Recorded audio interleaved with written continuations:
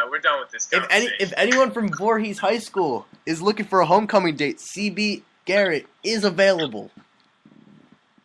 And will always be available. You can bring a Division 6 recruit, a top Division 6 recruit, to homecoming. See, no, I'm not eligible for this because my school doesn't have a homecoming. MCST, if any MCST administration is listening, please get us homecoming. Please.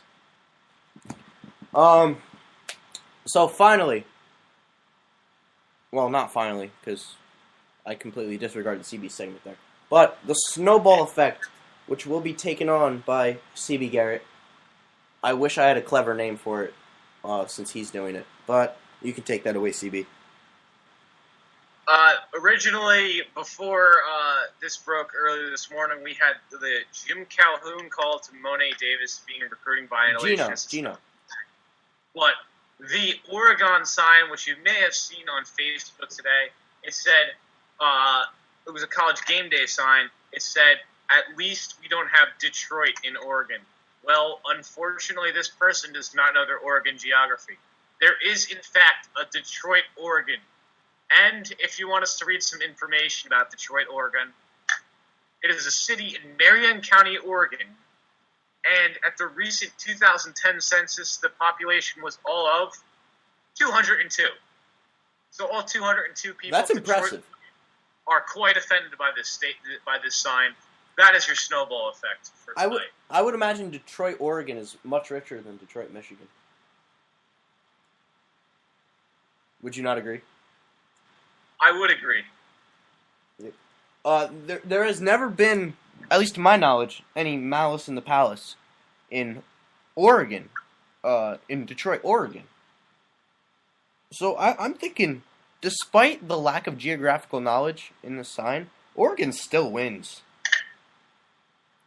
I mean, I'd love to live in Detroit, Oregon. I'm gonna do some research and see how the sports market is over there. Maybe they do cover some Blazers games. I can get in on that because I'd love to live there. But finally, bang bang. Who's hot? Who's not? CB, why don't you go ahead and tell us? All right, a little bit from earlier in the week. Kevin Durant, staying with Nike, gets to keep his shoe brand and $300 million over 10 years. That's $30 million a year for those of you who aren't mathematically talented.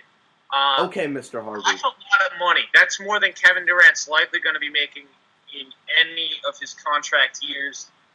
So he's going to be making more from a shoe deal than actually playing basketball, which is quite astounding to think about. Of course, unless the CBA changes, max deals go higher, and Kevin Durant, towards the end of his deal, gets a $32 million deal or something like that. It's going to be crazy to know that Kevin Durant is making more money off shoe deals than actually playing basketball. So he's definitely hot for that. He's going to be making he's going to be making over $50 million a year now for the next 10 seasons, at least. And then who's not hot?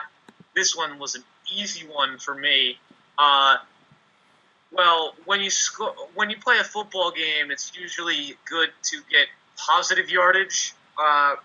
Well, that wasn't the case for College of Faith in Greenville, Tennessee. They played Tusculum College earlier in the week, and they had a total of negative 100 yards, the least amount of yards ever in a college football game. They had a negative 124 yards rushing on 36 attempts. That's an average of negative 3.4 yards per attempt. That's just astounding. 24 passing yards got him to minus 100. Tusculum scored 71 points, the fourth highest in program history, so they're probably some sort of a powerhouse for D2. The previous yards for fewest was negative 69 in 1993, and the fewest rushing yards was negative 112.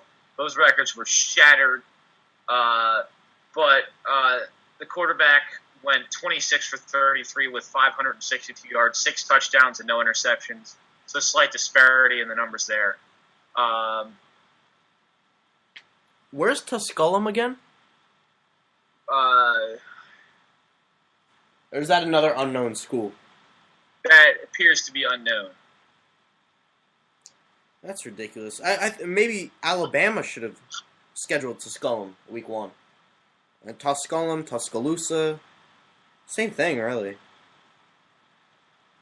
It appears to be in Tennessee.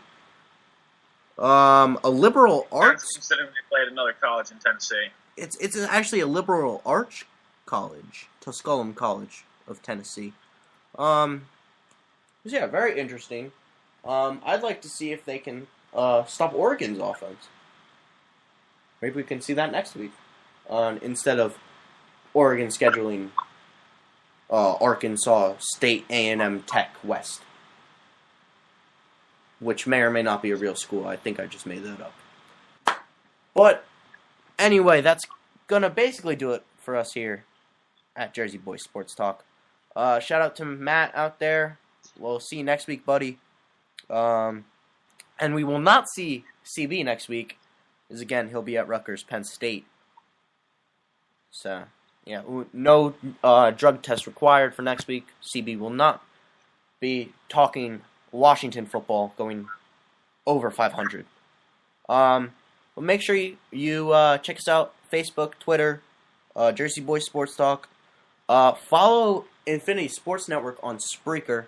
We're still on the road to 100 followers. I believe we're at about 30 right now. So do whatever you do. Like, share, Facebook, retweet on Twitter.